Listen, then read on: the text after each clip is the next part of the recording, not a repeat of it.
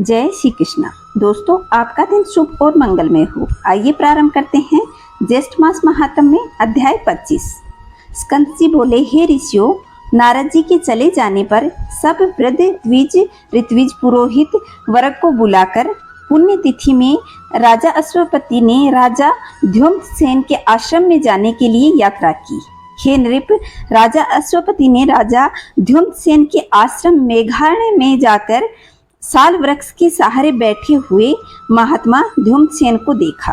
कुशा के आसन पर स्थित नेत्रहीन राजा को देखकर अश्वपति ने राजर्षि ध्युम्नसेन का यथाविधि पूजन किया और नियमित वचनों से अपना मंतव्य निवेदित किया और कुशासन बैठने के लिए दिया।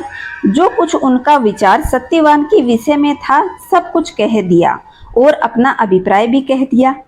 कहने लगे कि राजर्षि, मेरी शोभना कन्या सावित्री नाम की है। हे धर्मज्ञ, आप उनको अपनी पुत्र वधू के रूप में ग्रहण करें। राजा ध्युम्नसेन कहने लगे कि हे राजन, हम लोग राज्य से विहीन हैं और वनवास का आश्रय लेकर तपस्वियों के धर्म जैसे जीवन को व्यतीत कर रहे हैं। इस वनवास के आश्रम में रहने के लिए अयोग्य आपकी कन्या इस शीत में किस प्रकार रहेगी? इस शीत को कैसे सहन करेगी? राजा अश्वपति कहने लगे कि हे राजा सतम, सब कुछ जानने के बाद ही मेरी पुत्री ने आपके पुत्र को वरा है। आपके पुत्र के साथ इसका संबंध स्वर्ग के समान सुखदायी होगा, इसमें कोई संशय नहीं है।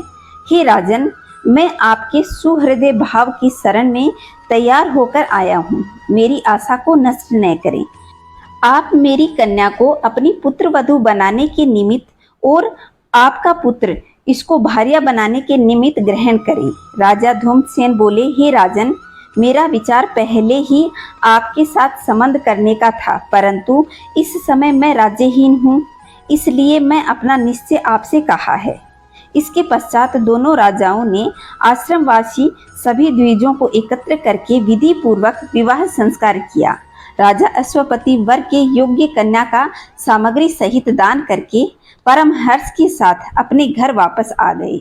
सत्यवान सर्वगुण संपन्न उस भार्या को पाकर अति प्रसन्न हुआ तथा सावित्री भी इच्छित पति को पाकर अत्यंत प्रसन्न हुई और पिता के चले जाने पर संपूर्ण आभूषणों को उतारकर वल्कल के आभूषण और कायास के वस्त्रों को धारण किया। सावित्री अपने सेवा गुण, नम्रता, शील और समस्त गृह कार्यों में सेवा करके सबको प्रसन्न किया। इसी प्रकार उस आश्रम में सदैव निवास करने वाले सत्पुरुषों को प्रसन्न करती रही। राजर्षि सत्यवान भी ऐसी पतिव्रता स्त्री को पाकर अत्यंत प्रसन्न हुए, परंतु सावित्री के मन में शयन, गमन आदि सभी समय दिन रात देवर्षि नारद जी की बात ही बनी रहती, परंतु वे दोनों ही उस वन में एक भाग में इंद्राणी सहित इंद्र के समान आनंद करते हुए रहने लगे। इस प्रकार समय व्यतीत होने लगा।